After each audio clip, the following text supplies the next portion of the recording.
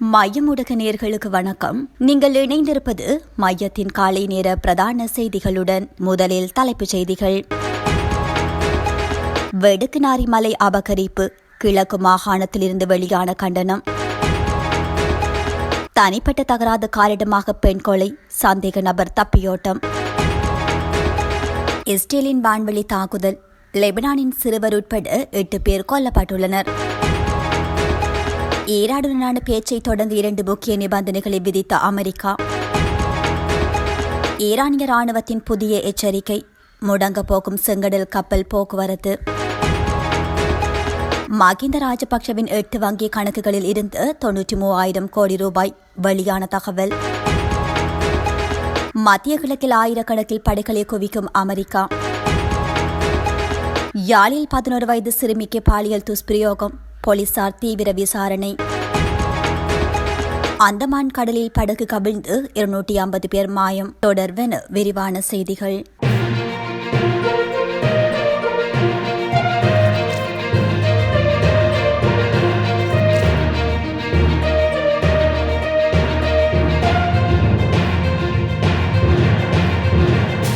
சைவர்களுக்குரிய வழிபாட்டு தளமான வெடுக்குநாரி மலையை பௌத்த இடம் என தெரிவித்து வர்த்தமானி வெளியிடப்பட உள்ளதாக பௌத்த சாசன அமைச்சர் சுனில் செரவி நாடாளுமன்றத்தில் ஆற்றிய உரையை தாம் மிகவும் கண்டிப்பதாக கிழக்கு மாகாண சிவில் சமூக செயற்பாட்டாளர் ஒன்றியம் அறிக்கையொன்றை வெளியிட்டுள்ளது. இந்த விடயம் தொடர்பாக ஒன்றியத்தின் தலைவர் சிவயோகநாதன் வெளியிட்ட அறிக்கையில் இது தெரிவிக்கப்பட்டுள்ளது. வெடுக்குநாரி மலை தொடர்பாக பௌத்த சாசன அமைச்சர் சுனில் செனவி நாடாளுமன்றில் உரையாற்றும் பொழுது, வவுனியா வெடுக்குநாரி மலையில் காணப்படும் தடயங்கள் அனைத்தும் பௌத்தத்திற்குரியது என தெரிவித்தது மட்டுமல்லாமல் விரைவில் வர்த்தமானி வெளியிடப்படும் எனவும் அவர் தெரிவித்துள்ளார். அமைச்சர் வெளியிட்டுள்ள இந்த கருத்தை நாம் மிகவும் வன்மையாக கண்டிக்கின்றோம். வெடுக்குநாரி மலை என்பது தமிழர்களின் பாரம்பரிய வழிபாட்டு தலமாக நீண்ட காலமாக இருந்து வருகின்றது.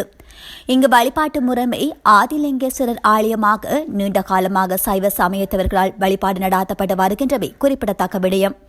அந்த பகுதி மக்களின் வரலாறு, கலாச்சாரம் மற்றும் தொடர்ச்சியான ஆன்மீக செயல்பாடுகள் இதனை உறுதிப்படுத்துகின்றன.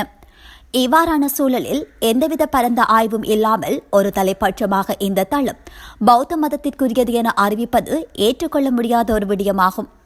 இந்த ஆட்சியாளர்கள் இதன் மூலம் மிக தெளிவாக தமது இனவாத மதவாத போக்கினை கடைபிடிக்கிறார்கள் என்பதை இதைவிட ஆதாரம் தேவையில்லை. இது மிக மிக மோசமான அதிகார துஷ்பிரயோகமாகும். இத்தகைய அறிவிப்புகள் வரலாற்று உண்மைகளை மறைக்கும் முயற்சியாகும். தமிழ் மக்களினது மத மற்றும் கலாச்சார உரிமைகளை மீறும் செயலாகும். பல இன பல மதமொழிகள் இணைந்து வாழும் நாட்டில் பொறுப்பான பதவியில் உள்ளவர்கள் சமநிலையுடனும் நியாயத்துடனும் கருத்து வெளியிட வேண்டும். எந்த ஒரு சமூகம் அல்லது மதத்தினரின் உரிமைகளையும் புறக்கணிக்கும் நடவடிக்கைகள் எதிர்காலத்தில் பெரும் பாதிப்புகளை உருவாக்கக்கூடும்.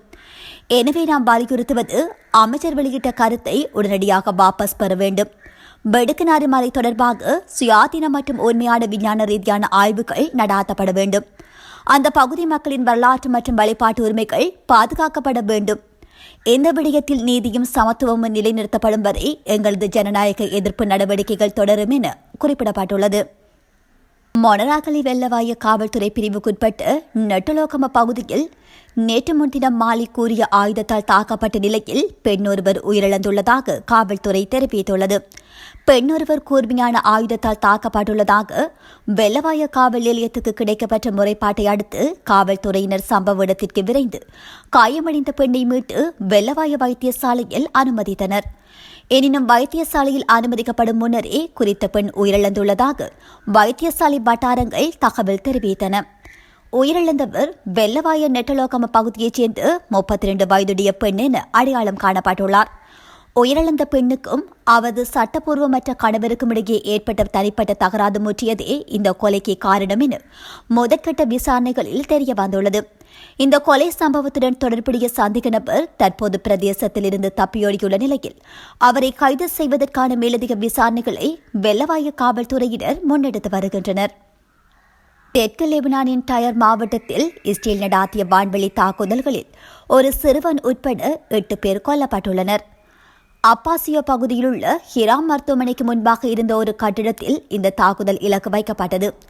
இதனால் மருத்துவமனை ஒன்றும் சேதமடைந்துள்ளது. வாஷிங்டனில் லெபனான் மற்றும் இஸ்ரேலிய அதிகாரிகளுக்கிடையே போர் நிறுத்தம் தொடர்பான வரலாற்று முக்கியத்துவம் வாய்ந்த பேச்சுவார்த்தைகள் நடாந்து வரும் வேளையிலேயே இந்த தாக்குதல்கள் நடைபெற்றுள்ளன. லெபனான் மற்றும் இஸ்ரேல் இடையே ஒரு நிலையான அமைதியை ஏற்படுத்த அமெரிக்கா மத்தியஸ்தம் செய்து வரும் நிலையில் இவ்வாறான தொடர் தாக்குதல்கள் பேச்சுவார்த்தைக்கான சூழலை மேலும் சிக்கலாக்கியுள்ளமை குறிப்பிடத்தக்கது. அமெரிக்கா ஈரான் இடையான தற்காலிக போர் நிறுத்தம் அடுத்த வாரம் முடிவுக்கு வருகின்ற நிலையில் புதிய அமைதி பேச்சுக்கு அமெரிக்கா இரு முக்கிய நிபந்தனைகளை விதித்துள்ளதாக தெரிவிக்கப்படுகின்றது.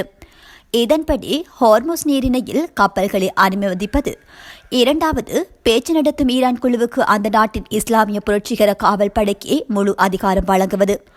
இதற்கு ஒப்புக்கொண்டால் மட்டுமே இரண்டாவது சுற்று பேச்சு பாகிஸ்தானில் தொடரும் என ட்ரம்ப் தெரிவித்துள்ளார். தற்போது ஈரானுடனான போர் முடிவுக்கு வருகின்ற நிலையில் இப்போதே நாங்கள் வெளியேறினால் கூட ஈரான் தங்கள் நாட்டை கட்டியெழுப்ப மீண்டும் 20 ஆண்டுகளாகும். அதனாலேயே அவர்கள் ஒப்பந்தம் செய்ய விரும்புகின்றனர் என ட்ரம்ப் தெரிவித்துள்ளார். இதேவேளை அமெரிக்காவின் செய்தியுடன் பாகிஸ்தான் ராணுவ தளபதி ஈரானுக்கு சென்றுள்ளமை குறிப்பிடத்தக்கது. ஈரானிய துறைமுகங்கள் மீதான அமெரிக்காவின் முற்றுகை தொடருமானால் பாரசீக வளைகுடா மற்றும் ஓமான் கடல் மட்டுமன்றி செங்கடல் வழியாக நடைபெறும் கப்பல் போக்குவரத்துகளையும் முடக்கிவிடுவோம் என்று ஈரான் ராணுவம் பகிரங்கமாக எச்சரித்துள்ளது. ஈரானிய ஆயுதப்படைகளின் ஒருங்கிணைந்த கட்டளையமான காதம் அல் அன்பியா தலைமையகத்தின் தளபதி மேஜர் ஜெனரல் அலி அப்துல் ஹாமி இந்த எச்சரிக்கையை விடுத்துள்ளார். அத்தோடு அமெரிக்காவின் இந்த முற்றுகை சட்டவிரோதமானது என்றும் இது தொடர்ந்தால் போர் நிறுத்த ஒப்பந்தத்தை மீறிய செயலாகவே கருதப்படும் என்றும் அவர் தெரிவித்துள்ளார். இந்த நிலையில் ஈரான் செங்கடலை நேரடியாக எல்லையாக கொண்டிருக்கவில்லை என்றாலும் ஏமனின் ஹிதி கிளர்ச்சியாளர்கள் போன்ற தனது பிராந்திய நட்பு சக்திகள் மூலம் அந்த பகுதியில் பெரும் செல்வாக்கு செலுத்தி வருகின்றது. இதற்கிடையில் ஈரானிய துறைமுகங்கள் மீதான முற்றுகை முழுமையாக செயல்படுத்தப்பட்டுவிட்டதாகவும் இதன் மூலம் வரும் 1.5 நாட்களில் ஈரானின் பெரும்பாலான பொருளாதார நடவடிக்கைகள் முடக்கப்பட்டுள்ளதாகவும் அமெரிக்க மத்திய கட்டளை அறிவித்துள்ளது. இருப்பினும் ஹார்முஸ் நீரிணை வழியாக சில வணிக போக்குவரத்துகள் இன்னும் நடைபெற்று வருவதாகவும் அப்போதைய முற்றுகை அந்த நீரிணைக்கு பொருந்தாது என்றும் தெரிவிக்கப்பட்டுள்ளது. மகிந்த ராஜபக்சவின் குடும்பத்திற்கு சொந்தமான 8 வங்கிக் கணக்குகளில் 93,000 கோடி ரூபாய் துபாயில் ஒரு வங்கிக் கணக்கில் வைப்பிடப்பட்டுள்ளதாக 2015 ஒரு தகவல் வெளியானது. குறித்த தகவலானது நல்லாட்சி அரசாங்கத்தால் உருவாக்கப்பட்ட FCID-யினால் கொள்ளைக்கொணரப்பட்டுள்ளது. ஆனால் தற்போதைய ஆட்சி காலத்தில் மகிந்த அரசியல் பலத்தை பயன்படுத்தி குறித்த சொத்து விவரம் பற்றிய தகவலை சமர்ப்பிக்கவில்லை. இந்த நிலையில் கடந்த 11 வருடங்களாக சமர்ப்பிக்கப்படாத சொத்து விவரங்கள் பற்றிய தகவலை தற்போதைய ஆட்சியின் கீழ் லஞ்ச ஊழல் ஆணைக்குழுவிற்கு சமர்ப்பித்துள்ளார். மோதலை முடிவுக்கு கொண்டு வருவதற்கான ஒரு ஒப்பந்தத்தை எட்டுவதற்கு ஈரானுக்கு அழுத்தம் கொடுக்கும் நோக்கில் வருகின்ற நாட்களில் மத்திய கிழக்குக்கு ஆயிரக்கணக்கான மேலதிக துருப்புக்களை அனுப்ப அமெரிக்கா நடவடிக்கை எடுத்து வருவதாக தி வாஷிங்டன் போஸ்ட் இன்று வெளியிட்டுள்ளது. பெயர் குறிப்பிட்ட விரும்பாத தற்போதைய மற்றும் முன்னாள் அதிகாரிகளின் கூற்றுப்படி இந்த மேலதிக துருப்புகளில் USS ஜார்ஜ் HW புஷ் என்ற விமானம் தாங்கி கப்பல் மற்றும் அதனுடன் செல்லும் போர்க்கப்பல்களில் உள்ள சுமார் 6,000 வீரர்கள் அடங்குவதாக தெரிவிக்கப்படுகின்றது.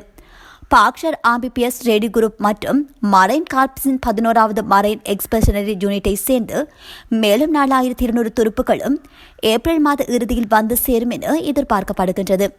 2 வார கால போர் நிறுத்தம் ஏப்ரல் 22ஆம் தேதியுடன் முடிவடைகின்ற நிலையில் இந்த பகுதியில் ஏற்கனவே உள்ள படைகளுடன் இந்த மேலதிக துருப்புக்கள் சேர்க்கப்படும் என எதிர்பார்க்கப்படுகின்றது. ஈரானை எதிர்கொள்ளும் நடவடிக்கைகளில் ஏற்கனவே ஈடுபட்டுள்ளதாக பென்டகன் கூறியுள்ள சுமார் 50,000 அமெரிக்க படையினருடன் புதிதாக வரவிருக்கும் இந்த படைகளும் இணையவுள்ளது. பலவீனமான போர் நிறுத்தம் முறிந்தால் மேலும் வான்வெளி தாக்குதல்கள் அல்லது தரைவழி நடவடிக்கைகளை மேற்கொள்வது குறித்து அமெரிக்க ஜனாதிபதி டொனால்டு டிரம்பின் நிர்வாகம் பரிசீலித்து வருவதாக அந்த ஊடகம் மேலும் தெரிவித்துள்ளது. யாழ்ப்பாணத்தில் சிறுமியை துஷ்பிரயோகம் செய்த குற்றச்சாட்டில் 38 வயதுடைய நபர் ஒருவர் கைது செய்யப்பட்டுள்ளார். மோலாய் பேரம் பகுதியைச் சேர்ந்த 11 வயதுடைய குறித்த சிறுமியை அவரது வீட்டின் அருகே வசிக்கும் நபர் கடந்த சில தினங்களுக்கு முன்னர் துஷ்பிரயோகத்திற்கு உட்படுத்தியுள்ளார். இந்த விடயம் குறித்து பட்டுக்கோட்டை போலீஸ் நிலையத்தில் பெற்றோர் முறைப்பாடு செய்ததை அடுத்து பட்டுக்கோட்டை போலீசார் குறித்த நபரை கைது செய்துள்ளனர். அதேவேளை சிறுமியை மருத்துவ பரிசோதனைகளுக்காக யாழ்ப்பாண போதனா வைத்தியசாலையில் போலீசார் அனுமதித்துள்ளனர். வங்கதேசத்தின் காக்ஸ் பஜார் பகுதியில் உள்ள உலகின் மிகப்பெரிய அகதி முகாமில் 10 லட்சத்துக்கும் அதிகமான ரோஹியாக்கள் தங்கியுள்ளனர். அங்கு போதிய உணவு, கல்வி மற்றும் வேலைவாய்ப்பு வசதிகள் எதுவுமின்றி அவர்களின் வாழ்க்கை நரகமாக மாறியுள்ளது. இந்த இக்கட்டான சூழலில் மலேசியா போன்ற நாடுகளுக்கு சென்றால் வாழ்வாதாரம் செழிக்கும் என்று அவர்கள் நம்புகின்றனர். வங்கதேசத்தின் காக்ஸ் பஜார் பகுதியில் உள்ள டெக்னாப் என்ற இடத்திலிருந்து கடந்த சில நாட்களுக்கு முன்பு ஒரு பெரிய விசைப்படகு மலேசியா நோக்கி புறப்பட்டுள்ளது. அந்த படகில் மியான்மரைச் சேர்ந்த ரோஹிங்கியா அகதிகள் மற்றும் வங்கதேசத்தைச் சேர்ந்த இளைஞர்கள் என 250க்கும் மேற்பட்டோர் காணப்பட்டுள்ளனர். அந்தமான் கடல் பகுதியில் படகு சென்று கொண்டிருந்த போது திடீரென பலத்த சூறாவளி காற்று வீசியுள்ளது. இதில் படகு கண்ணிமைக்கும் நேரத்தில் நடுக்கடலில் கவிழ்ந்தது. படகில் இருந்தவர்கள் அனைவரும் கடலில் விழுந்து அலறினர். அப்போது அந்த வழியாக இந்தோனேஷியா நோக்கி சென்ற சரக்கு கப்பல் ஊழியர்கள் கடலில் மக்கள் தத்தளிப்பதைக் கண்டு அதிர்ச்சியடைந்தனர். அவர்கள் 8 ஆண்கள் மற்றும் 1 பெண்கள் என மொத்தம் 9 பேரை உயிருடன் மீட்டனர். மயமான மற்ற 250 பேரின் நிலை என்னவென்று இதுவரை தெரியவில்லை. அவர்கள் கடலில் மூழ்கி பலியாகி இருக்கலாம் என அஞ்சப்படுகிறது. விபத்து நடந்த இடம் வங்கதேச எல்லைக்கு வெளியே இருப்பதால் முறையான மீட்பு பணிகளை மேற்கொள்வதில் சிக்கல் நீடிக்கின்றமை குறிப்பிடத்தக்கது. இத்துடன் மையத்தின் காலை நேர பிரதான செய்திகள் நிறைவு பெறுகின்றன. நன்றி.